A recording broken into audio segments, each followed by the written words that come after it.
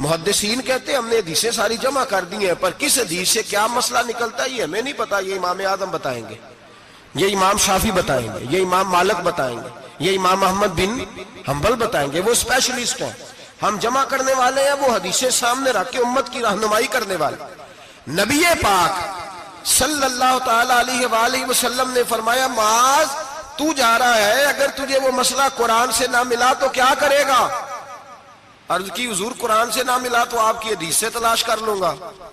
تو نبی پاک نے فرمایا اگر وہاں بھی تجھے نہ ملا تو، یہ نہیں کہ ہے نہیں، اگر تجھے نہ ملا تو، عرض کی یا رسول اللہ پھر میں قرآن اور حدیث کو سامنے رکھ کے اپنی رائے بیان کروں گا۔ تو نبی پاک نے ان کے سینے پہ ہاتھ پھیرا، فرمایا جا پھر اللہ تیری مدد کرے گا، اللہ تیری، یہ فقہ ہے، یہ اتنی سی فقہ ہے، اس کو سمجھ لیں۔ ہر آدمی کو ہر شے نصیب۔ بابا فرید الدین گنجے شکر کے پاس بندہ آ گیا، اس نے کہا پرانا بخار ہے جاتا کوئی نہیں۔ بابا صاحب نے کہا بسم اللہ الرحمن الرحیم قل هو اللہ احد اللہ الصمد لم یلد ولم یولد ولم یکن لہ کفوا احد، پھونک ماری، بندہ کہتا ہے بیٹھے بیٹھے میرا بخار اتر گیا۔ اس نے گاؤں جا کے اعلان کر دیا جس کا نہیں اترتا ساری آ جاؤ، رش ہو گیا، پھونکیں بڑی نکلی، شفا کوئی نہیں۔ لوگوں نے پکڑ کے پھینٹی لگائی، انہوں نے کہا اتنی دور سے آئے ہیں اور تو اللہ کے بندے رام ایک کو بھی نہیں آیا۔ وہ بابا صاحب کے پاس آ گیا، کہنے لگا سورۃ اخلاص دو ہیں کہ ایک ہی ہے؟ بابا صاحب کہنے لگے بیٹے ایک ہی ہے۔ کہا حضرت جی آپ پھونک مارے تو بیٹھے بیٹھے بخار اتر جائے، میں نے 100 دفعہ پڑھی ہے، 100 پھونکیں ماری ہیں، ایک کا بھی نہیں نکلا، آپ کوئی اور والی پڑھتے؟ آپ فرمانے لگے سورۃ اخلاص ایک ہی ہے، پر منہ بھی تو فرید الدین کا چاہیے نا، منہ بھی تو۔ فرمایا مجھے اللہ تبارک و تعالیٰ نے توفیق دی ہے، میں نے کبھی غیبت نہیں کی، میں نے کبھی جھوٹ نہیں بولا، میں نے کبھی حرام نہیں کھایا، میں نے کبھی اپنی زبان سے کسی کا دل نہیں دکھایا۔ فرمایا میں نے اس زبان میں طاقت پیدا کی ہے، پھر جب قرآن کا نور آیا ہے تو اللہ نے تاثیر بنا دی ہے، پھر اللہ نے اثر پیدا کر دیا۔ تو بھائی ہر آدمی ہر چیز سمجھنے کے قابل ہے۔ یہی ہمارے بزرگوں کا موقف ہے، یہی ہمارے بزرگوں کی رائے ہے کہ قرآن اور حدیث کو سامنے رکھو، اس میں سے مسئلہ اخذ کرو۔ دلیل، پرانے زمانے میں جو لوگ ہوتے تھے وہ قسمیں کھایا کرتے تھے، قسمیں بڑی عجیب کھاتے تھے۔ ایک بندے نے قسم کھا لی کہ میرا کام ہو گیا تو وہ والی عبادت کروں گا جو اس وقت دنیا میں کوئی نہ کر رہا ہو، اتنی سخت قسم کھا لی۔ اب وہ کام ہو گیا تو کیا کرے؟ اگر نماز پڑھے تو لوگ پڑھ رہے ہیں ساری دنیا میں نمازیں، اذان پڑھے تو پتہ نہیں کہاں کہاں اذان ہو رہی، پھنس گیا، معاملہ الجھ گیا تو غوث اعظم جیلانی کے پاس گیا، کہا حضور اب کیا کروں؟ آپ فرمانے لگے کچھ بھی نہیں، حرم شریف چلا جا، کعبہ تو ایک ہی ہے نا پوری دنیا میں، 1 منٹ کے لیے سب لوگوں کی منت کر کے طواف رک جائے، ایک چکر طواف کا تو اکیلے کر لے تیری منت پوری ہو جائے گی۔ اب یہ فقاہت ہے، ہر آدمی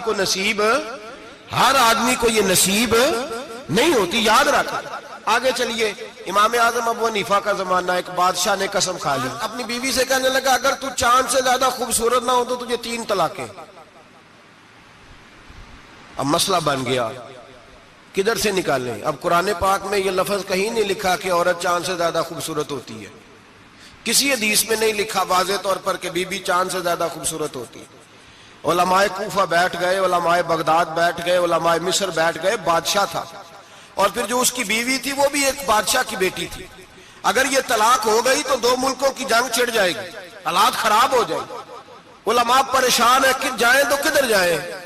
لوگ پریشان ہوتے ہوتے امام اعظم کے پاس چلے گئے، کہنے لگے سارے مولوی کہتے ہیں طلاق ہو گئی، آپ بتائیں۔ امام صاحب کہنے لگے کوئی نہیں طلاق ہوئی۔ کہا کیوں؟ فرمانے لگے اللہ کا قرآن کہتا ہے لَقَدْ خَلَقْنَا الْإِنسَانَ فِي أَحْسَنِ تَقْوِيمٍ، اللہ فرماتا ہے میں نے سب سے حسین انسان کو پیدا فرمایا ہے، تو جب سب سے حسین انسان ہے تو چاند سے بھی زیادہ انسان ہی حسین ہے۔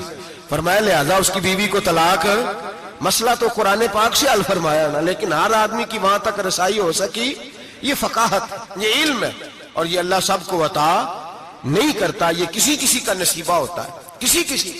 اور ویسے بھی اب تو لوگوں کو شوق ہے نا، ہر بندہ ہر کام کرنا چاہتا ہے، صحابہ یہ نہیں کرتے۔ حضرت عمر فاروق سے پیارا قرآن کوئی نہیں پڑھ سکتا، وہ 5 نمازوں کی امامت کرتے تھے، تراویحوں کی باری آتی تھی تو حضرت ابی بن کعب کو آگے کھڑا کرتے، فرماتے تھے تو پڑھا، حضرت جناب سیدنا عمر فاروق کو بھی بڑا اعلیٰ قرآن پڑھنا آتا تھا لیکن جب اچھی قرات سننے کو دل کرتا تھا تو حضرت ابو سعید خدری کو بلاتے تھے، حضرت ابو موسیٰ اشعری کو بلاتے تھے، ان سے سنتے تھے۔ بھائی ہر آدمی دوڑ کے آگے بڑھ گیا ہے اور لوگوں کو بزرگوں کے خلاف اکساتا ہے، کہتا کوئی تقلید نہیں، ہمیں خود سمجھ میں آتی۔ خدا کے بندے، جب صحابہ کرام علیہم رضوان، صحابہ، حضرت عمر فاروق کا طریقہ یہ تھا، جب کوئی بندہ مسئلہ پوچھتا تو کہتے علی کے پاس جاؤ، اس لیے کہ جو علم اللہ نے علی کو عطا فرمایا وہ کسی کے حصے میں نہیں آیا، جو علم اللہ نے، اور اس کی دلیل ان کی فقاہت ہے۔ ایک بی بی تھی، دائی تھی، وہ اس کے گھر میں بچے جنم لیتے تھے، بچے پیدا ہوتے تھے۔ یہ دیکھیں علم جو ہوتا ہے نا وہ علم ہوتا ہے، فقاہت ہوتی ہے، اور یہ اللہ کی عطا ہے، یہ رب کی عطا ہے، جس کو چاہتا ہے عطا کر دیتا ہے۔ نہ اس میں حسد ہو سکتا ہے، نہ اس میں کوئی شخص کہہ سکتا ہے مجھے کیوں نہیں ملی۔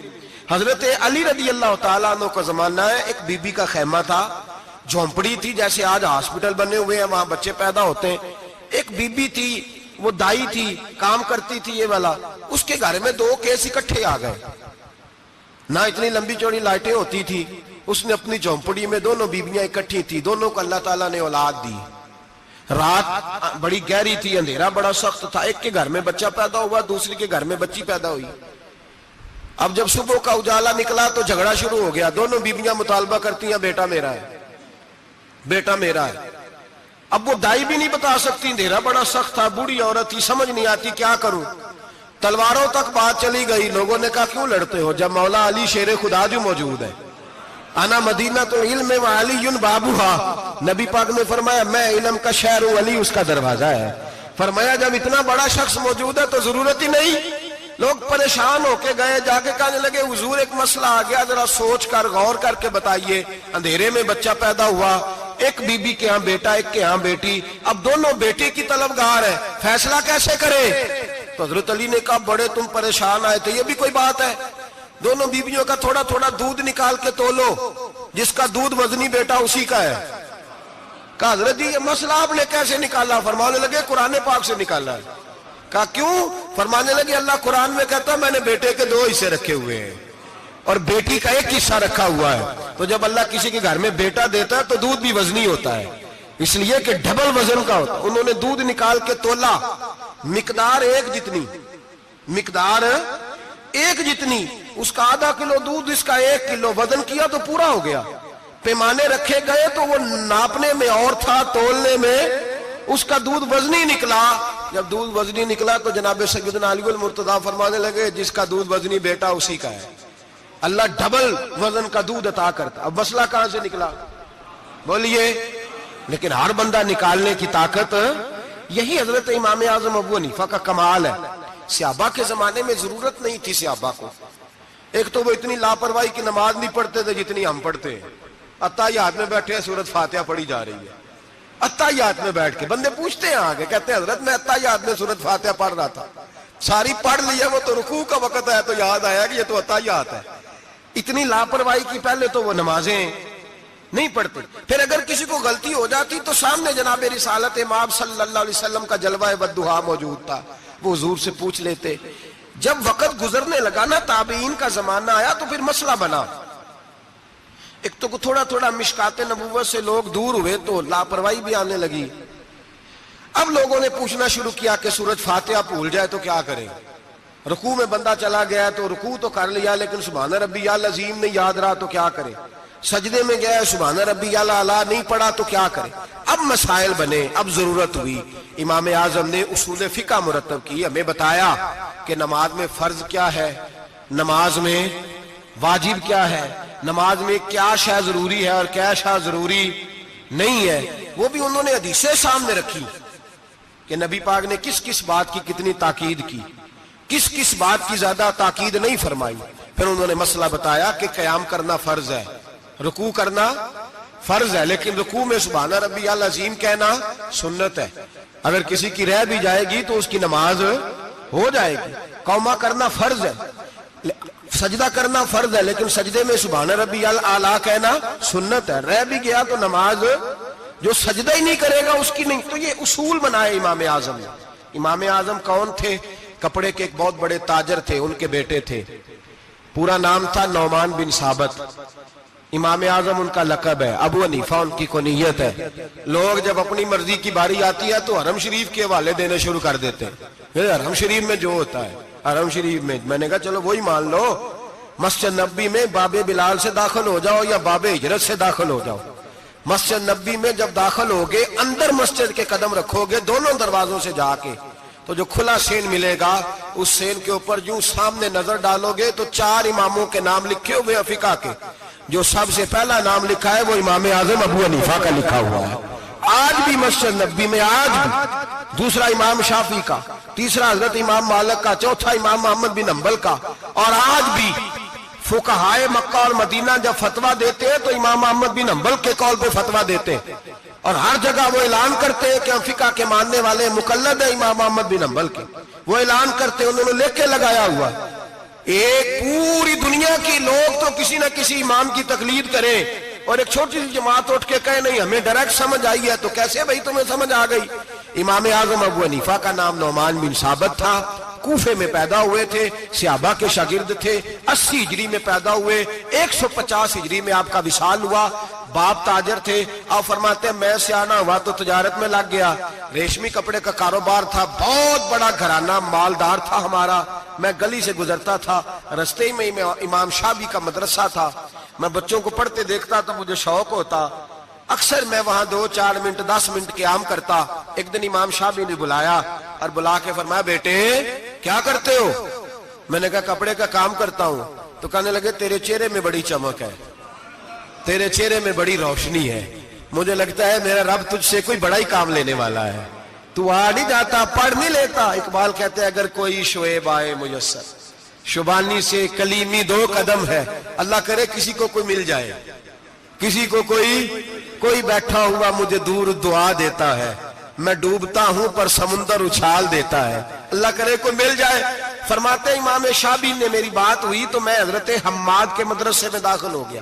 امام حماد بہت بڑے مفتی تھے، سند بھی سن لے، امام اعظم شاگرد ہے امام حماد کے، اور امام حماد شاگرد ہے حضرت ابراہیم نخعی کے، حضرت ابراہیم نخعی شاگرد ہے حضرت علقمہ کے، اور حضرت علقمہ شاگرد ہے حضرت عبداللہ ابن مسعود کے، اور حضرت عبداللہ بن مسعود وہ صحابی ہیں جن کی ڈیوٹی تھی نبی پاک کا ڈنڈا مبارک کا سا اٹھانے کی، حضور کے جوتے اٹھانے کی، ڈائریکٹ نبی پاک سے علم دین حاصل کیا کرتے۔ یہ سند ہے امام اعظم ابو حنیفہ کی۔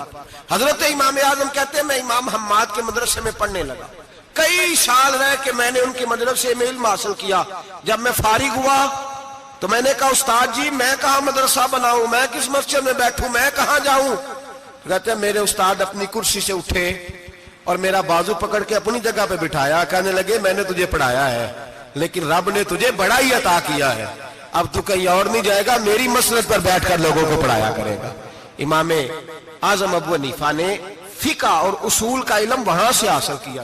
فرماتے ہیں پھر میرے استاد نے میری ڈیوٹی لگائی، فرمانے لگے اب تو کسی ایسی جگہ جا جہاں سے تجھے تقوی کی روشنی ملے، کوئی مرشد تلاش کر، سہ نفل نمازاں پڑھیاں ظالم نفس نہ مردہ ہو، اے بان فقیروں کسے نہیں مارے آئے ہوئی چور اندر دا ہو۔ حضرت امام اعظم سن 80 ہجری میں کہتے ہیں، 80 ہجری میں، آج سے 1400 سال پہلے، 1350 سال پہلے امام اعظم کہہ رہے ہیں مجھے ضرورت تھی کہ میں جا کے کسی کے ہاتھ میں ہاتھ دوں تاکہ میں اس سے اصلاح لوں جو میرے قلب و نظر کو صحیح کرے۔ ہم تو سارے سیانے، ہمیں تو کسی کی ضرورت ہی نہیں۔ فرماتے ہیں میں اپنے استاد کے کہنے پر امام جعفر صادق کے پاس گیا، 2 سال امام جعفر صادق نے مجھے پریکٹیکل کرایا، جو علم میں نے امام حماد سے سیکھا تھا اس پر عمل کرنے کا طریقہ مجھے امام جعفر صادق نے سکھایا ہے۔ 2 سال، اور امام اعظم فرمایا کرتے تھے اگر وہ 2 سال نہ ہوتے تو میں ہلاک ہو جاتا، وہ 2 سال نہ ہوتے تو میں، فرماتے ان سے میں نے پڑھنا پڑھانا سیکھا، اور امام جعفر صادق رات کو مجھے ساتھ کھڑا کرتے اور ساری رات نفل پڑھاتے، وہ میری تربیت کرتے۔ وہ علم تو میرے اندر تھا لیکن عاجزی، تقوی، پرہیزگاری، عبادت، قرآن سے پیار، یہ مجھے امام جعفر صادق نے سکھایا۔ امام اعظم ابو حنیفہ بہت بڑے فقیہ بنے، پھر مدرسہ بنایا، پھر خانقاہ بنائی، پھر امام صاحب رحمت اللہ علیہ نے ساری زندگی رسول اللہ صلی اللہ علیہ وسلم کے دین کا پیغام دیا۔ ایسا بھی وقت آتا ایک آیت شروع کرتے تو ساری رات وہ آیت ہی پڑھتے رہتے، ساری رات علم پڑھایا, لوگوں سے پیار کیا, خلوص بانٹا. بہت بڑے مالدار تھے. ایک بہت بڑا نام ہے امام ابو مالک کا. یہ اتنے بڑے شخص ہیں کہ ہارون رشید نے انہیں قاضی القضاء بنایا تھا, چیف جسٹس بنایا تھا. حضرت امام مالک کہتے ہیں میں غریب کا بیٹا تھا. اکثر دین پڑھنے والے غریبوں کے بیٹے ہوتے ہیں. امیروں کے بچے ایف ایس سی پڑھتے ہیں, بی ایس سی پڑھتے ہیں, ٹیکنالوجی پڑھتے ہیں. غریبوں کے بچے دین پڑھتے ہیں. اور پھر امیروں کو ممبریاں ملتی ہیں, غریبوں کے بچوں کو اللہ ممبر عطا فرماتا ہے, مصلی رسول اللہ دیتا ہے. حضرت سیدنا امام ابو مالک فرماتے ہیں میں غریب کا بیٹا تھا اور میری 6-7 بہنیں, میں اکیلا بھائی تھا. آپ فرماتے ہیں میرے ابا جی فوت ہو گئے.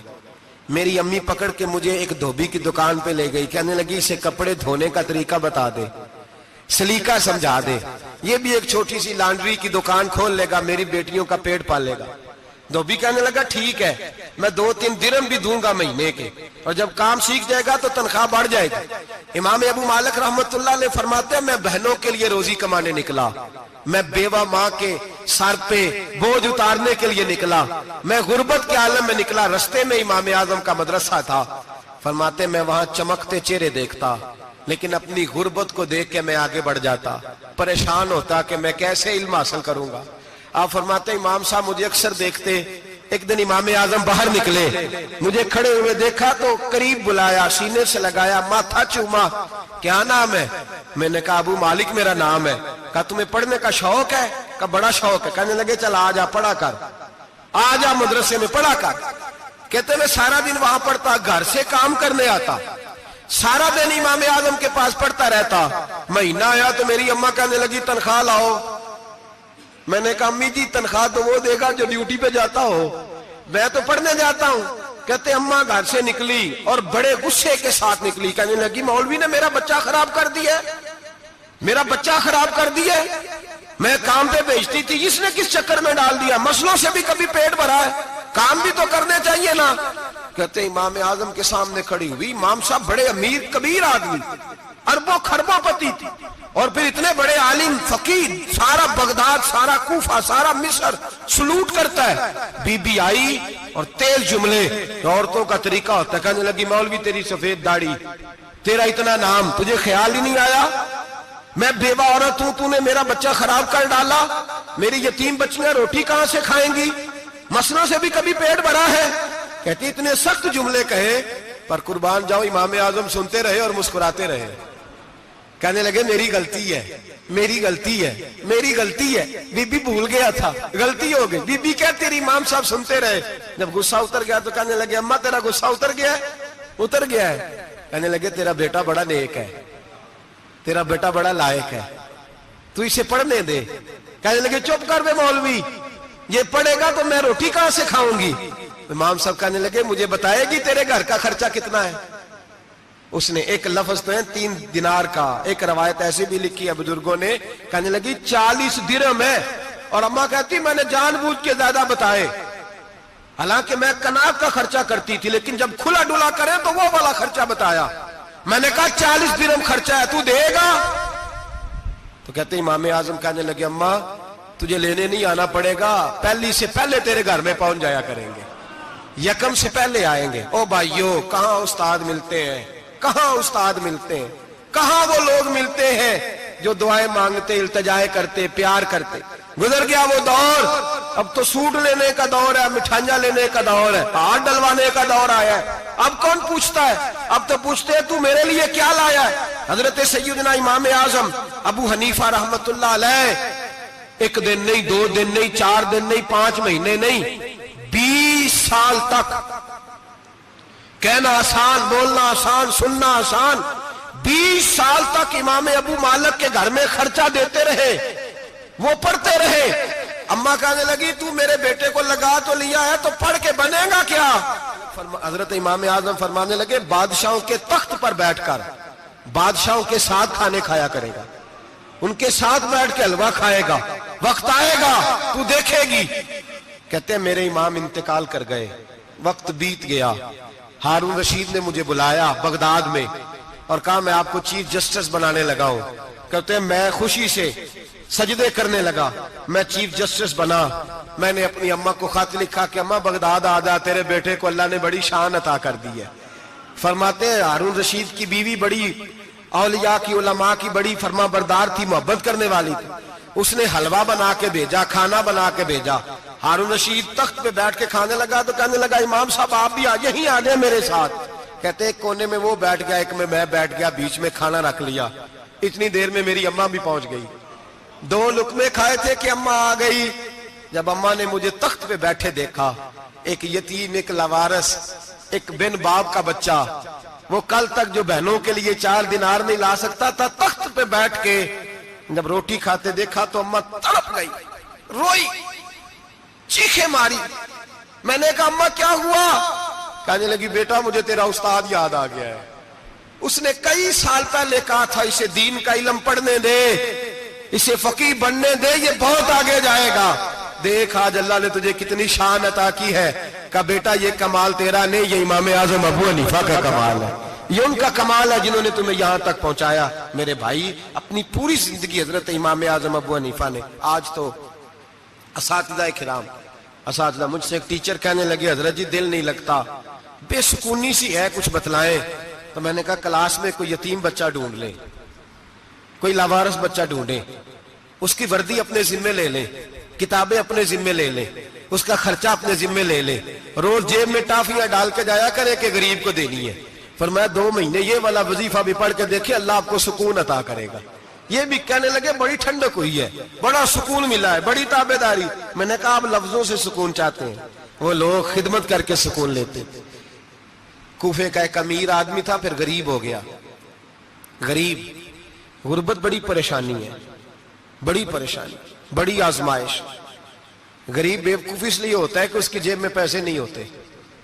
غریب مجبور اس لیے ہوتا ہے کہ اس کے پاس ہوتا کچھ نہیں نا، تو ساری آزمائشیں کٹھی آ جاتی. غریب آدمی تھا، محنت مزدوری کرتا لیکن پوری نہ ہوتی. وہ کہتا ایک دن گلی میں ککڑی بیچنے والا آیا.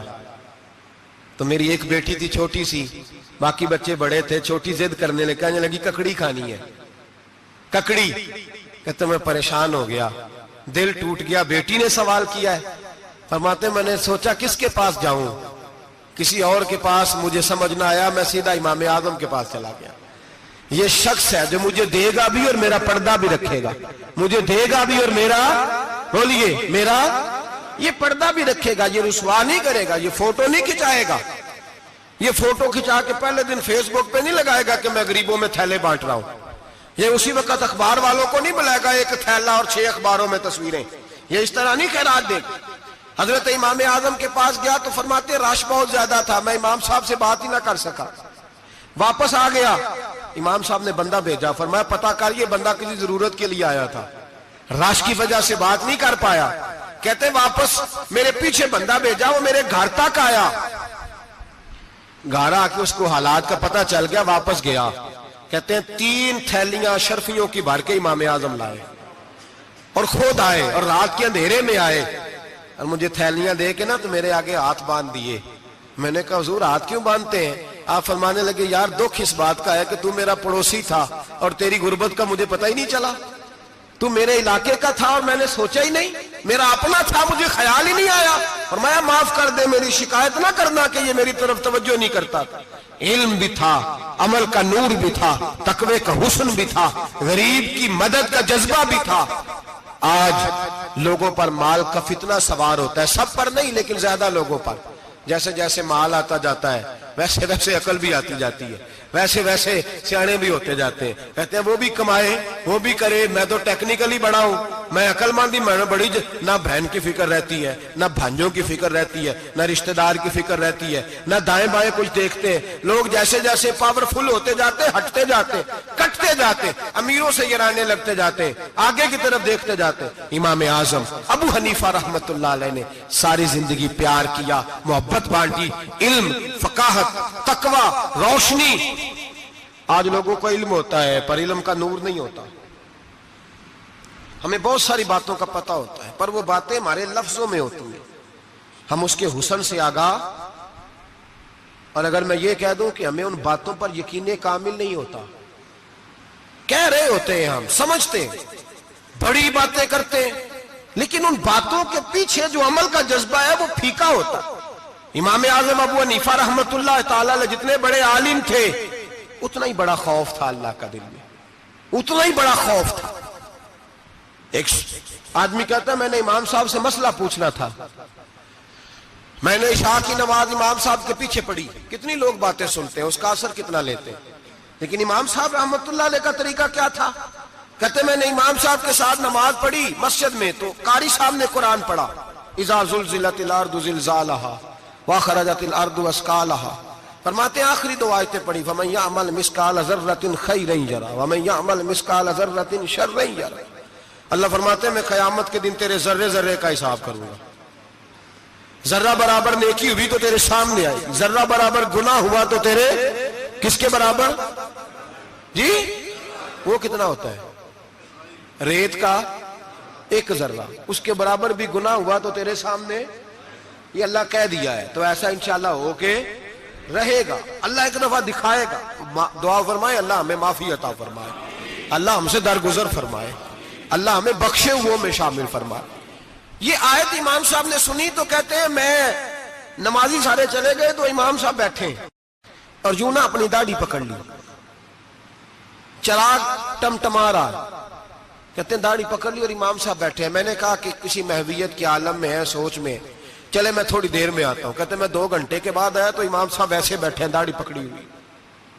میں نے کہا ٹھہر کے آتا ہوں. میں پھر 1-1.5 گھنٹے کے بعد گیا تو ویسے ہی بیٹھے. کہتے تہجد کا وقت ہو گیا, میں مسجد میں گیا تو چراغ ٹمٹمانے لگا, ختم ہونے کے قریب آ گئے. امام صاحب بیٹھے, اب میں نے دیکھا کہ آنکھیں آنسوؤں سے بھری ہوئی ہیں اور اپنی داڑھی پکڑ کے کھینچ رہے ہیں اور کہتے ہیں یا اللہ تو اگر ذرے ذرے کا حساب لے گا تو ابو حنیفہ تو الجھ جائے گا. اے اللہ تو ذرے ذرے کے بارے میں پوچھے گا تو میں تو نہیں جواب دے سکتا. خدا بندہ اس طرح کر, میرے ان سفید بالوں پہ رحم کھا. اے اللہ میرے بڑھاپے پہ مہربانی فرما, مجھ سے نہ ذرے ذرے کا پوچھنا, میں بڑا کمزور ہوں, میں نہیں جواب دے سکتا. مولا مجھ سے درگزر والا معاملہ کر. کہتے تڑپ رہے امام صاحب. فجر کی اذان ہوئی تو امام صاحب نے دائیں بائیں دیکھا, میں پیچھے کھڑا تھا. میں نے کہا حضور ساری رات ہی گزر گئی, آپ ایک آیت سن کے پریشان رہے اور میں روزانہ 20 تقریریں سنتا ہوں, درجنوں حدیثیں سنتا ہوں, مجھے تو اثر نہیں ہوتا. آپ فرمانے لگے مجھے تیرے معاملے کا نہیں پتا, لیکن مجھے اگر تو نے دیکھ لیا ہے تو کسی کے ساتھ ذکر نہ کرنا مجھے. اور فرمانے لگے پھر تو نیک آدمی ہوگا, تجھے نہیں خیال آتا, تو میں تو جانتا ہوں من آنم کے من دانم, پتا سارا ہے سردار نو کی تیانا, میں تو جانتا ہوں نا, مجھے خبر ہے, لہذا میں نہیں حساب دے سکتا, تیرا نہیں مجھے پتا. جتنا میرے بھائی علم زیادہ اتنا خوف بھی. حضرت عبداللہ ابن مسعود فرماتے ہیں زیادہ باتیں کرنے والا عالم نہیں ہوتا, اللہ سے زیادہ ڈر جانے والا عالم ہوتا ہے. جو آدمی لمبی چوڑی گفتگو کرے وہ فقیہ نہیں, وہ اللہ سے ڈرنے والا نہیں, بلکہ جس کو وہ بات کرے تو تھوڑی کرے, ڈر کے کرے, خوف کے ساتھ کرے. اللہ کی خشیت جس کے دل میں ہو وہ بڑا عالم ہوتا ہے. حضرت امام اعظم ابو حنیفہ رحمت اللہ علیہ مالدار تھے اور اپنے مال میں سے حصے نکالتے تھے. امام صاحب فرمایا کرتے تھے میں نے چند ہزار درہم رکھ دیے. حضور کس لیے؟ فرمایا لوگوں کو قرضہ دینے کے لیے. نبی پاک صلی اللہ علیہ وسلم نے فرمایا قرضہ لینے والے کو منع کیا ہے, فرمایا قرضہ ایک قید ہے, بغیر مجبوری کے نہ لینا. اب لینے والے بھی احتیاط نہیں کرتے, فٹافٹ قرضے کے پیچھے بھاگتے. بڑی مجبوری ہو تو قرضہ لیں, فرمایا مقروض قیدی ہوتا ہے, قرضہ لینے سے بچو. اور دینے والے کو کیا کہا؟ فرمایا اگر سامنے والا تنگ دست ہو نا, تنگ دست, تو اسے مہلت دو. جتنی تم مہلت دو گے اللہ اتنے ہی پیسے روز صدقہ کرنے کا ثواب عطا فرمائے گا. اگر تنگ. ایک صاحب مجھے کہنے لگے میں نے رمضان شریف میں نا قرضے کے حوالے سے یا کچھ عرصہ پہلے کسی موقع پر قرض کے حوالے سے کوئی بات کی, تو ایک صاحب مجھے کہنے لگے حضرت صاحب جیتے کسی کو لینا ہوئے نا 20,000 تو انہوں ترا کے لئی دے, تو جے 20 کروڑ لینا ہوئے تو پھر نہیں ترایا جانا. میں نے کہا کیوں؟ کہنے لگے 20,000 والا بندہ ماڑا ہوندا ہے نا, جیڑا 20 کروڑ کھا گیا بڑی مگرمچھ ہوندا ہے, انہوں ترایا جا سکدا, وہ دے کے بندے ترلے ہی کر دے لیندے چل بھائی کیویں دے سکنا ہے. وہ جو 20,000 والا نا ماڑا بندہ ان کہندے تو دینے نے کہ تیرا بندوبست کریے, کہندے چوری صاحب جمعرات لے آؤ کسی طریقے. جمعرات ماڑا ہے نا. نبی پاک نے کیا فرمایا؟ حضور نے فرمایا تجھے پتہ چل جائے کہ تنگ دست ہے تو مہلت دے, जितने दिन तू उससे पैसे नहीं लेगा उतने ही पैसे रोज सदका करने का सवाब दिया जाए। अब लोग जो तगड़ी मोटे मगरमच्छ है उनको मोहलत देते हैं, वो कहते हैं जा जिथो लब दे नहीं ला, फिर कहते हैं नहीं आप बताएं आप कैसे दे सकते। और माड़ा बंदा इन्हें 2000 देना है दुकान का, उसको दुकानदार कहता है कल साइकिल लेके तब गुजरना मेरे आगे से अगर पैसे देने हैं तो मैंने साइकिल रख लेना। डरना चाहिए अल्लाह पाक, हमें पता होता है सामने वाला गरीब है, तंग दस्त है, मजबूर है, से मोहलत देनी। इमाम साहब कहते हैं मैंने कुछ पैसे रखे हुए थे, पस मंजर ये था कि गरीब लोग आते हैं तो मैं उनकी मदद करूंगा। इमाम आजम अबू हनीफा ने एक बंदे से पैसे लेने थे और हाल ये था कि आप धूप में खड़े थे, साथ उस बंदे का मकान था। लोगों ने कहा हजरत दीवार के साये में हो जाए, फरमाने लगे इससे पैसे लेने हैं, अगर साये में खड़ा हुआ तो सूद में शुमार हो जाएगा, मैं इससे फायदा नहीं ले सकता। एक बंदे से कर्जा लेना था, वो आपको देख के गली और दूसरी गली में चला गया, रास्ता बदल गया और छुप गया। इमाम साहब रोने लगे, कहने लगे अल्लाह मैं इतना बुरा हो गया हूं कि तेरे बंदे मुझसे छुपने लगे, उसको ढूंढ के लाए, क्यों छुपता है? कहा हुजूर आपके पैसे देने हैं। आपने फरमाया जा मैंने अल्लाह की रजा के लिए माफ किए, आज के बाद छुपना ना, इसलिए मैं नहीं चाहता कि तुझे कोफ्त हो, तू मेरी तरफ देख के छुपने लगा है, मेरी तरफ देख के। गरीब तो भाई गलियों में घुसते फिरते हैं कि कोई बंदा मिल ना जाए, मकरूज आदमी, पता उस वक्त चलता है जब खुदकुशी कर गया, पता उस वक्त चलता है फिर लोग आते हैं उसके बच्चों को कहते हैं फिक्र ना करना हम तेरे साथ हैं, तो उसके साथ होना था, इनका साया बच जाता। अब आए हो इमाम आजम अबू हनीफा रहमतुल्लाह ताला अलैह लोगों को सहूलत देते, आसानी देते, प्यार करते, मोहब्बत करते। हम लोगों का मिजाज ऐसा नहीं है, हमारे इखलाकियात के अंदर वो हुस्न नहीं जो हमारे बुजुर्ग हमें दे के गए। और फिर छोटी छोटी बातों में हुकूकुल इबाद का ख्याल करते, छोटी छोटी बातों। हम तो गाली दे के भी कहते हैं ना चल क्या हो गया, गाली दी है ना। मैंने देखा है साइकिल वाले की टक्कर अगर पजारों वाले के साथ हो जाए तो माफी साइकिल वाले ने मांगनी है, क्योंकि वो साइकिल पे बैठा है ना, उसकी गलती ये है कि वो साइकिल पे बैठा है, माफी साइकिल वाले ने मांगनी है, पजारों वाला नहीं मांगेगा। हो सकता है साइकिल वाला उठ के कहे जनाब मुझसे गलती हो गई, मुझे पता ही नहीं था कि आप थे, वरना मैं आपके आगे ना आता।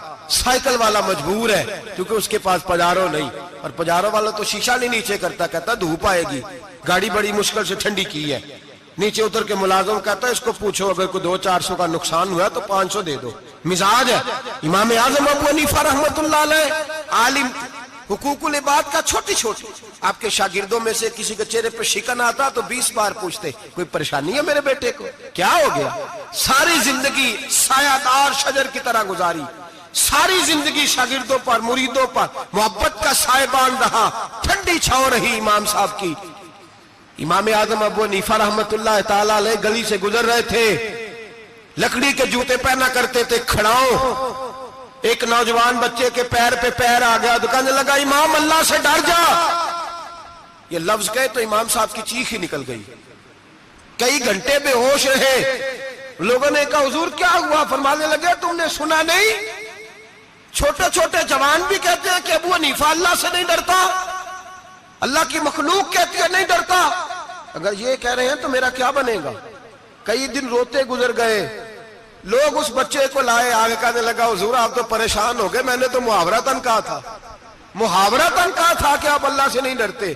फरमाने लगे बेटे मुझे मुहावरों का नहीं पता, जब रब के खौफ का नाम आता है तो जुमले सीधे मेरे दिल से जाके टकराते, सीधे दिल से जाके टकराते। गली से गुजर रहे, लकड़ी के जूते पहने, खड़ा हूं, बारिश है, कीचड़ है, एक दीवार के करीब से गुजरे तो थोड़ा सा कीचड़ उड़ के ना तो दीवार पे पड़ गया। यहां ट्राली वाला सारी दीवार तोड़ जाता है और कहता है चलो मैंने कौन सा जानबूझ के किया है। यहां लोगों का घर तोड़ जाते हैं, कहते हैं चलो बताओ कितना खर्चा आया था। फौरी तौर पे लोग मानने को तैयार ही नहीं। इमाम साहब के पैरों से, ये बारीकी समझे, ये हुकूकुल इबाद का मसला है, जो जानने वाले होते थे उनका ये तर्ज जिंदगी था। कीचड़ उड़ा पैरों से और एक आदमी की दीवार पे पड़ गया। इमाम साहब खड़े हैं, सोच रहे हैं करूं तो क्या करूं। शागिर्द साथ है, हजरत जी क्या परेशानी है? आप फरमाने लगे मैंने उसकी दीवार गंदी कर दिया, साफ ना करूं तो भी जुल्म है, और अगर साफ करूं तो दीवार कच्ची है, जब साफ करूंगा तो कुछ मिट्टी उतर जाएगी, तो किसी के घर की मिट्टी उतारना यह भी जुल्म है।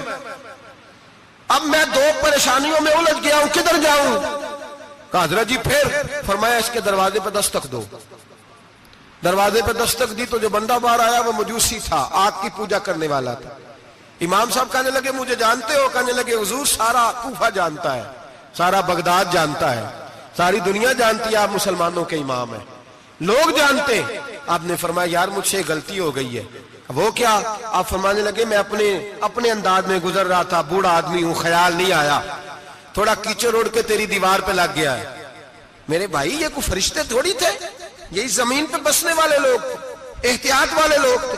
ہم لوگوں نے پتہ نہیں اپنا مزاج اتنا سخت کیوں بنا لیا ہے، کتنے لوگوں کو لتاڑ کے، کتنی پگڑیاں اچھال کے، کتنے حقوق و لباس ضائع کر کے بھی ہم اسی طرح کے مطمئن ہیں۔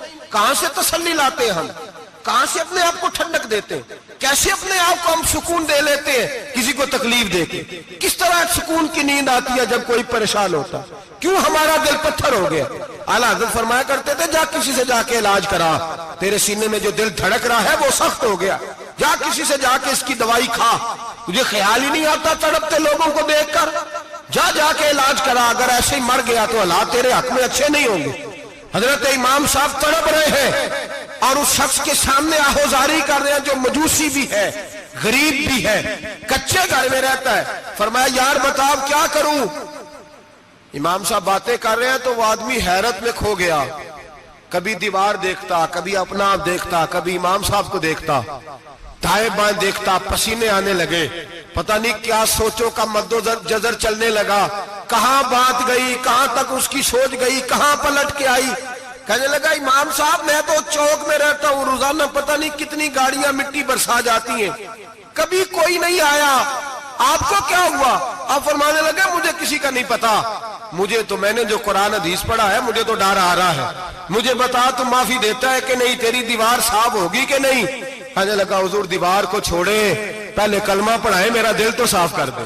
کہنے لگا اتنا میٹھا دین، اتنا پیارا دین، اتنا خوبصورت دین کہ غریب کی دیوار پر کیچڑ لگ جائے اور آپ کو اتنی تکلیف ہو، میں اس دین سے دور کیوں ہوں؟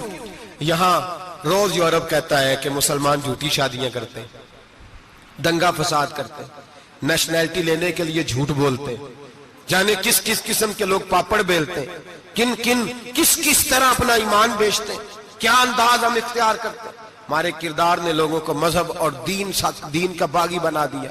ہمارے بزرگوں کا طریقہ یہ تھا کہ چھوٹی چھوٹی باتوں کا خیال کرتے، چھوٹی چھوٹی باتوں کا۔ بہت بڑے عالم تھے، یہ ساری نیکیاں تو ان کی سماجی تھی، فلاحی تھی، ان کی معاشرت کی نیکیاں تھی، دنیا داری، لیکن جو ان کا باقی کا معاملہ تھا، چار لوگ ایسے ہیں جو ہمیشہ قرآن پاک ایک رات میں پڑھا کرتے تھے۔ ان میں پہلا نام حضرت عثمان غنی کا ہے، پورا قرآن پاک، دوسرا مولا علی شیر خدا کا ہے، تیسرا حضرت سعید بن جبیر کا ہے، چوتھے امام اعظم ابو حنیفہ ہیں جو ایک رات میں پورا قرآن پاک پڑھ دیا کرتے ہیں۔ جس جگہ امام اعظم کی قبر بنی ہوئی ہے نا، اعظمیہ ایک محلہ ہے بغداد کا، اس کا نام ہی اعظمیہ، امام صاحب کے نام، جہاں قبر بنی ہوئی ہے، وہاں بیٹھ کے امام اعظم ابو حنیفہ نے 60 مرتبہ قرآن پاک ختم کیا، خود پڑھا، خود فرمایا یہاں میں نے دفن ہونا ہے، اس جگہ 60 قرآن پاک پڑھے۔ رمضان کا مہینہ آتا تھا تو امام صاحب ایک قرآن پاک دن میں پڑھتے تھے، ایک رات کو پڑھا کرتے تھے، ایک قرآن پاک سنایا کرتے تھے۔ امام صاحب رحمت اللہ علیہ ساری رات نفل پڑھتے۔ لوگ کہتے ہیں کہ امام صاحب کی رات نماز کے لیے کھڑے ہوتے تو ایک رکعت میں 15 سپارے پڑھتے، تو لوگ کہتے تھے یہ ابو حنیفہ نہیں، یہ تو کوئی کسی نے پلر کھڑا کر دیا، یہ تو کوئی ستون ہے، رکوع ہی نہیں کرتا، پورے 15 سپارے۔ یہاں تو ابھی تراویح آئیں گی، لوگ پہلے سے کہنے لگ گئے بڑی گرمیوں کے روزے ہیں، بڑی گرمیوں کے روزے ہیں، اور آ تو لینے دے بھائی، پہنچ تو لینے دے رمضان شریف کو، اللہ بڑا مہربان ہے، ہر چیز کو بدلنے پہ قادر ہے۔ پہلے سے لوگ تیاری کر رہے ہیں، مسجدیں ڈھونڈیں گے جائے اسی اچھا ہو، قرآن جلدی پڑھا جائے، ڈھونڈ کے۔ امام صاحب رحمت اللہ تعالیٰ علیہ، اور میں اکثر کہا کرتا ہوں، میں کہتا ہوں تو تراویح میں کھڑا نہیں ہوتا، پاسپورٹ کے دفتر کھڑا ہو جاتا ہے 2 گھنٹے، شناختی کارڈ کے دفتر تو 3 گھنٹے کھڑا ہو لیتا ہے۔ یہ تیرا ظلم ہے اپنی ذات کے ساتھ کہ تجھے قرآن کے لیے کھڑا نہیں ہوا جاتا، دنیا داری کے لیے کھڑا۔ وہ پروجیکٹر کرانے جائے تو چاہے تجھے 4 گھنٹے لائن میں کھڑا ہونا پڑے، وہاں تو کھڑا ہو لیتا ہے۔ اللہ سے ڈر، اپنی تھوڑی سی دنیا داری کے لیے سارا کچھ کر لیتا ہے۔ حضرت امام صاحب رحمت اللہ تعالیٰ علیہ تقویٰ اور طہارت کے پہاڑ 55 حج کیے امام اعظم نے۔ کتنے؟ 55 حج فرمائے۔ حج ایک مشقت والا کام ہے، جد و جہد والا کام ہے۔ जवान भी थक जाते हैं, कहते हैं बड़ा मुश्किल है जी, और ये जितना मर्जी आसान हो गया कयामत तक इसने मुश्किल ही रहना है। इसलिए कि ये एक मुजाहिदा है। 55 हज किए, आखिरी हज पे गए तो काबे के मुजावर को कहने लगे जरा खोल नहीं देते काबे का दरवाजा, मेरा अंदर जाने को दिल करता है। उसने दरवाजा खोला, अंदर गए तो कहने लगे खुदाया, 2 जुमले कहे, कहने लगे अल्लाह जितना तूने माल दिया था मैं उतना शुक्र नहीं अदा कर सका, और जितना तूने इल्म दिया था मैं उतना अमल नहीं कर सका, अब बूढ़ा हो गया हूं, मेहरबानी करना मुझसे दरगुजर वाला मामला कर, और ऐ अल्लाह अगर तू मुझे बता दे कि तू राजी या नाराज है तो मैं जरा सुकून से मर जाऊं। कहते हैं काबे की दीवारों से आवाज आने लगी, अबू हनीफा तेरा रब तुझसे बड़ा राजी है। दाता गंज बख्श अली अजमेरी जैसा बाबा 1000 साल पहले लिख के गए कशफुल माजूद में, दाता साहब ने लिखा है 1000 साल पहले कशफुल माजूद में। दाता साहब फरमाते हैं मैं हजरत बिलाल की कब्र पे हाजिरी देने गया, यानी 1000 साल पहले के मुसलमान भी कब्रों पे मज़ारों पे जाया करते थे। दाता साहब लिखते कहते हैं मुल्क के शाम में हजरत बिलाल अबशी की कब्र पे हाजिरी देने गया, मैं कब्र पे हाजिरी दे के तो साथ लेट गया, मेरी आंख लग गई, मुझे ख्वाब में नबी पाक का दीदार नसीब हुआ, गोया हाजिरी हजरत बिलाल की, और बरकत यह कि वहां मुझे मुस्तफा का दीदार नसीब हो रहा है। फरमाते हैं नबी पाक मेरी ख्वाब में आए, हुजूर ने एक बूढ़े बाबे के गले में हाथ डाला हुआ है और अपने साथ साथ चला रहे हैं। मैंने अर्ज की या रसूल अल्लाह ये कौन है? तो नबी पाक ने फरमाया ये तेरा इमाम इमाम आजम अबू हनीफा है। फरमाते मुझे समझ आ गई कि इमाम आजम भटक इसलिए नहीं सकते कि उन्हें रसूल पाक ने सहारा अता फरमाया है, वो भय किस लिए नहीं सकते कि नबी पाक ने उन्हें सहारा दिया। दाता गंज बख्श अली अजमेरी रहमतुल्लाह ताला अलैह फरमाते हैं कि इमाम साहब रहमतुल्लाह ताला अलैह बहुत बड़ी शख्सियत। इमाम आजम का पैगाम क्या है? उन्होंने फिका बनाई, दीन फैलाया, जितनी भी मैंने बातें सुनाई सारा पैगाम, एक पैगाम है इमाम साहब। इमाम साहब रहमतुल्लाह ताला अलैह फरमाते हैं कि दीन पर अमल करने वालों को भी किसी अच्छी सोबत की जरूरत होती है, अमल करने वाले को। आप फरमाते हैं कई दफा अमल करने वाले का अमल भी टूट जाता है, इस्तकामत नहीं रहती। फरमाते अच्छी सोबतें तलाश करो, उनके पास बैठा करो, वरना हो सकता है जो अमल तुम कर रहे हो उसमें कमी आ जाए। जितना नेक लोगों से राब्ता ज्यादा रहता है इंसान का दीन पर अमल ज्यादा रहता है, जितना नेक लोगों से पीछे हटता है उतना दीन से। आप फरमाया करते थे अगर 2 साल ना होते जो मैंने इमाम जाफर सादिक की सोबत में गुजारे तो अबू हनीफा हलाक हो जाता। अपने आप को रब करीम के बंदों के साथ लगा के रखें, जोड़ के रखें। अगर हमारा रब करीम के बंदों से रिश्ता रहेगा तो कुरान और सुन्नत से रिश्ता रहेगा। अल्लाह ताला हमें इन बुजुर्गों के नकूश सीरत पर अमल की तौफीक अता करे। आखिर दावाना अनिल हम्दुलिल्लाहि रब्बिल आलमीन।